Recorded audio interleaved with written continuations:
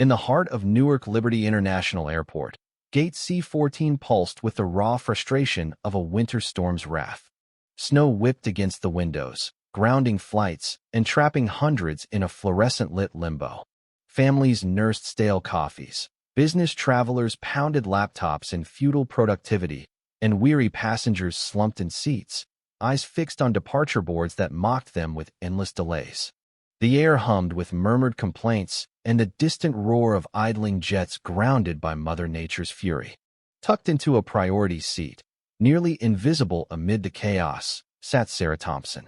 At 18, her slender frame battled cystic fibrosis, a cruel disease that turned every breath into a fight. A portable oxygen concentrator whirred softly beside her, its clear tube delivering life-sustaining air to her nostrils. Around her neck dangled a silver pendant shaped like bird wings, a gift from her late mother, symbolizing fragile freedom. Sarah had arrived early, medical clearance from Massachusetts General Hospital tucked in her purse, claiming the seat legally. She buried her nose in a dog-eared copy of To Kill a Mockingbird, hoping to fade into the background, away from prying eyes that often mistook her youth for fake frailty. Enter Linda Hargrove, a force of suburban entitlement wrapped in a cashmere coat and perfectly blow-dried auburn hair. At 47, she ruled social media as Truth Teller Linda, boasting 50,000 followers who lapped up her live streams of exposing rule breakers, seat hoggers, line cutters, anyone daring to bend the system. Her content was catnip for the aggrieved, righteous rants that validated everyday gripes, padded by ad dollars and sponsorships from fitness brands. Spotting Sarah, Linda's predator instincts kicked in. A healthy-looking teen in a disabled spot? This was viral dynamite, the kind that could skyrocket her views. Truth seekers, we're live at Newark Liberty. Linda announced theatrically, phone camera angled like a weapon. She swept towards Sarah, zooming in mercilessly. Look at this fraud. Young, able-bodied, stealing priority seating from folks who truly need it. Rules are rules, people. Sarah's cheeks flushed. She'd endured whispers before, but this invasion prickled like needles. Heart pounding, she fumbled for her documents.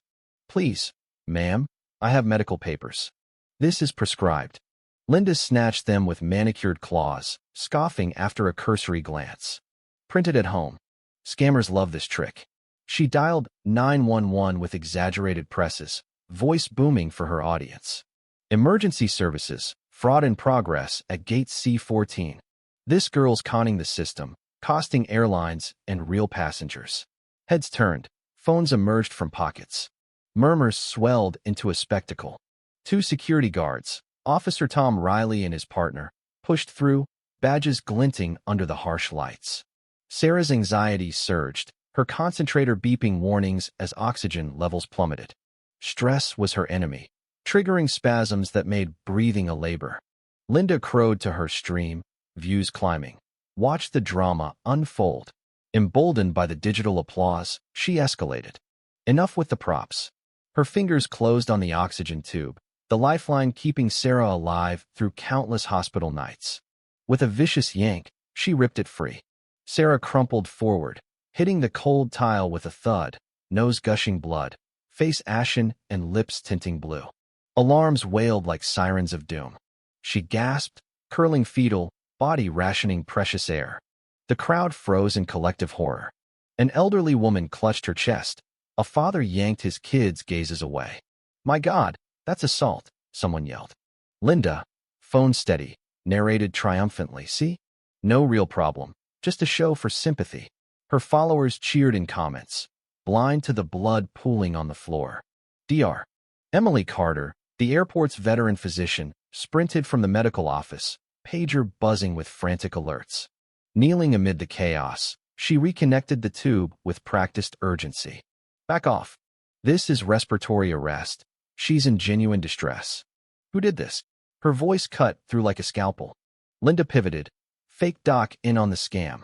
Coordinated fraud, folks. But Emily's credentials silenced doubters. Sarah's color flickered back as oxygen flowed. From the rose-shadowed end, Robert Hayes observed with ice in his veins. The 53-year-old FAA senior inspector had been buried in reports on new security tech when recognition hit like a gut punch. His daughter Sarah, vulnerable and attacked. His silver badge, pinned discreetly under his leather jacket, felt like molten lead. Decades enforcing aviation laws, he'd probed discrimination cases, but this? Personal apocalypse. He dialed FAA headquarters, voice low and lethal. Critical incident. Assault on disabled passenger. Activate federal protocols now. The terminal transformed. Announcements crackled. Gate C-14 suspended for investigation. Staff radios buzzed. TSA agents swarmed with purpose. Federal agents stormed in, 6 in crisp suits, led by Agent Maria Lopez. Jurisdiction transfer, she declared to Riley, flashing ironclad credentials. ADA violation, assault on a minor. Secure the scene. Passengers gawked as a perimeter formed, IDs checked. Linda, stream exploding to thousands, spun conspiracies, feds protecting the fraud. Deep state cover-up. Then Robert rose, parting the crowd like Moses. Badge gleaming, he intoned. Inspector General Robert Hayes, FAA. The victim is my daughter. Gasps echoed. Linda's smug mask cracked, phone trembling. Evidence mounted relentlessly. Airport cams from 17 angles, Sarah's device logs. Linda's own broadcast capturing the yank in HD horror. Deeper digs revealed the villainy. Newark's pilot AI system, meant to flag threats, had tagged Sarah suspicious for prolonged sitting with abnormal equipment. Trained on biased historical data, it equated wheelchairs and oxygen with deceit, amplifying human prejudice into digital discrimination. Robert, voice cracking, admitted, I greenlit this pilot. It learned hate from us and nearly killed my girl. Reporter Carla Mendoza, on site for another story, captured it all. Her feed ignited justice for Sarah, trending nationwide. Clips of the tube yank looped on CNN, experts decrying vigilantism's perils. Linda's empire imploded. Followers plummeted to 8,000. Sponsors fled citing moral clauses. Doxers hunted her address. Federal charges loomed. ADA assault, child endangerment, incitement, facing 8 years. Sarah spent hours in ER, cleared of lasting physical harm, but haunted by flashbacks. I just wanted to get home, she whispered to Robert. Yet resilience shone. She testified to Congress, pendant glinting. AI doesn't hate, it mirrors ours. Fix the code, fix the cruelty. Robert resigned amid scrutiny, channeling regret into the Sarah Thompson Accessibility Foundation, auditing transport tech for bias. Weeks later, the Silent Wings ceremony reclaimed Gate C-14. White ribbons draped seats, 300 gathered, advocates, officials, media. FAA's commissioner announced AI's death knell and liberty rules, mandatory bias training, human-first assessments. Sarah, poised in her blue dress, held her pendant aloft. This monitored my life, and someone called it fake. Choose dignity over doubt. Applause thundered. Linda, gaunt from pretrial hell, attended under plea terms.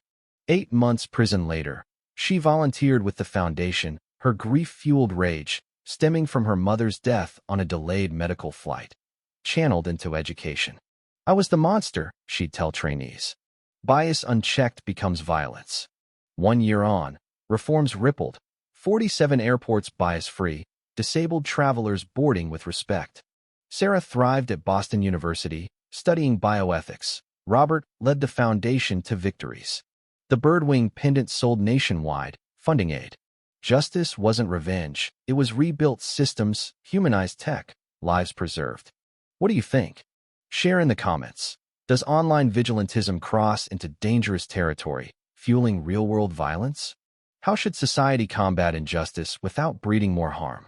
Take a stand. Your views could spark change.